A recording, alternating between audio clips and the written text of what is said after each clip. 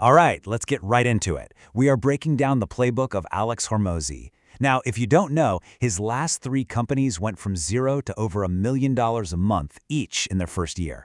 Insane, right? So how on earth did he pull that off? Well, we're going to see how grabbing a massive amount of attention is really just step one. Then, how you have to turn that attention into trust. And finally, how you use that trust to completely dominate a market. And trust me, the secret is not what you think. I mean, Hormozi just puts it right out there, doesn't he? It's a super bold statement, but it perfectly sets the stage. We're not talking about your typical slow and steady 5% a year kind of thing. No, we're talking about explosive, game-changing growth, the kind that makes you wonder if you're breaking some kind of rule. Now here's the crazy part. This whole framework for growing at warp speed, it's not some 1,000-point checklist. Hormozi boils it all down to just 3 core strategic acts. It's a simple but incredibly powerful sequence that can take a business from a complete unknown to a market leader. And it all starts right here, with Act 1, the attention game. Think about it. This is ground zero. The single biggest problem any new business has is that nobody, and I mean nobody, knows you exist. So your first and really your most important job is to fix that. You have to go from being a ghost to being absolutely everywhere. So, how do you get known? Hormozi calls this the core 4 more. You can do more outreach, you can create more content, or you can run more ads. But here's the kicker, and this is where almost everyone messes up. You don't do all of them. You pick one, just one channel, and you go all in. You become obsessed with mastering that single path to getting attention. To really get a feel for the scale we're talking about, Hormozi tells this great story from back when he had his first gym. He decided to try his mentor's strategy, putting flyers on cars. So he goes out, hustles, and puts out 300 flyers. He was probably thinking his phone was about to blow up. So what was the result? The phone rang once. And it wasn't a customer. It was some angry guy claiming the flyer had somehow damaged his Mercedes. That was it. 300 flyers, 1 angry phone call. A complete and total bust. Or so he thought. So he goes back to his mentor, right? And he's like, dude, this flyer thing, it doesn't work. His mentor just asks him about his test size. Turns out, his mentor wasn't putting out 300 flyers total. He was putting out 5,000 a day for 30 days straight. That's 150,000 flyers. The lesson wasn't that the strategy failed, it's that his volume was so tiny, it was basically a rounding error. But look, massive volume doesn't mean a thing if your message doesn't actually stop people in their tracks. This classic quote from the advertising legend David Ogilvy says it all. Your hook, that headline, first 3 seconds of your video, that's not just a small part of the ad, that is the ad. It's where almost all the value lives. And this is just an insane example of the power of a hook. Hormozi's team had a video that got around 40,000 views. The only change they made was cutting the first 3 seconds of useless fluff before the real hook kicked in. The result? That same video got 780,000 views, a 19 times improvement. From a 3-second edit, that's what you call leverage. Okay, so you did it. You captured a ton of attention, but that's only half the battle. Now comes Act 2, the trust equation. How do you take all those eyeballs and turn them into actual belief? And then into paying customers. Because let's be real, attention without trust, it's completely worthless. This slide just nails the concept of proof versus promise.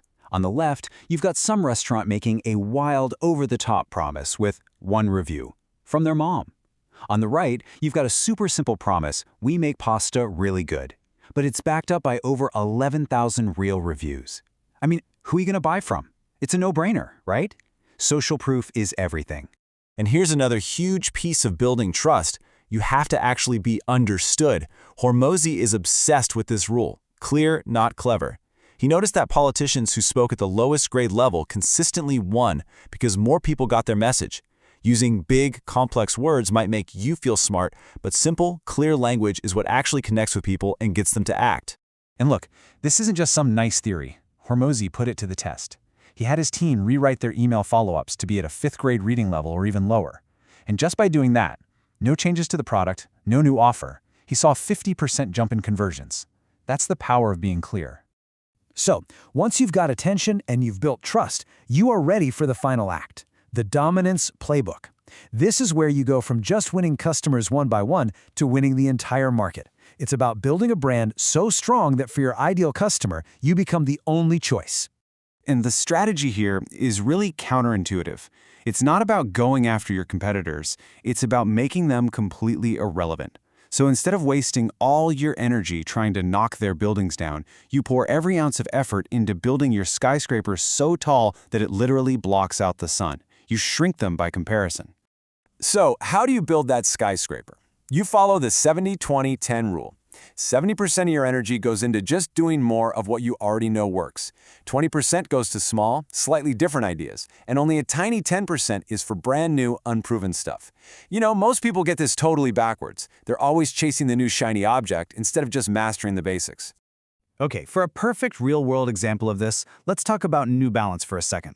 When a new marketing officer took over, their ad budget was pretty standard. 70% of it was on what we call direct response ads. You know, buy these shoes now. And only 30% was for long-term brand building. So what this new guy does is, well, it's pretty wild. He takes that budget and he just completely flips it on its head. He poured 70% of the entire ad budget into brand building, storytelling, athlete partnerships, that kind of stuff. And he shrunk the buy now ads down to just 30%. It was a massive long-term bet. And here's the thing you have to understand about this strategy. For the first year and a half, basically nothing happened. 6 months in, crickets. A full year in, still nothing. It took 18 long months for that investment to finally pay off. But when it did, their sales went through the roof. It's such a powerful lesson that real market dominance takes patience. Okay, so you might be thinking, great, but what does this brand building stuff actually look like for, say, a B2B company? Well, according to Hormozi, it's about making a potential client feel like they already know you and trust you long before you ever speak to them. You do it by showing off your own big wins, then sharing case studies of people just like them that you've helped.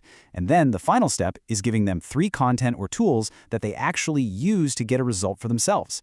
That creates a level of trust that is almost unbreakable. Which brings us to this, the final, most important question. This is really the core of the whole philosophy. So you have to ask yourself, are you spending all your time and energy trying to tell an epic story about something that's just okay? Or are you focusing all of that energy on actually doing something epic and then just telling people the truth about it? Because in the long run, reality is the absolute best marketing strategy you could ever have.